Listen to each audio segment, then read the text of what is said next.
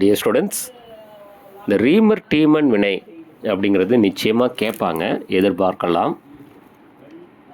இப்போ இதில் என்னென்னா, ஃபீனால் இது கூட குளோரோஃபார்ம் அண்ட் சோடியம் ஹைட்ராக்சைடு இது சேர்த்தோன்னா ஃபார்முலேட்ரம் அப்படின்ற ஒரு வினை நடக்கும். ஃபார்முலேட்ரம் அதாவது சிஹெச்ஓங்கிற குரூப்பு உள்ளே என்ட்ரு ஆகும். இங்கே டைரெக்டாக ப்ராடக்ட் எழுதுங்க. அந்த சிஹெச்ஓ குரூப்பு ஆர்த்தோ பொசிஷனில் வந்து சேரும், அதான் ஃபார்மைல். அந்த ஆல்டிகைடு வந்து ஆர்த்தோ பொசிஷனில், அதாவது செகண்ட் பொசிஷன் வந்து சேரும். இப்போ இதுக்கு பேர் தான் பென்சீன் ரிங்கில் ஓஹெச்சும் சிஹெச்ஓவும் பக்கத்தில் இருந்துச்சுன்னா இதுக்கு பேர் சாலிசில் ஆல்டிஹைட்.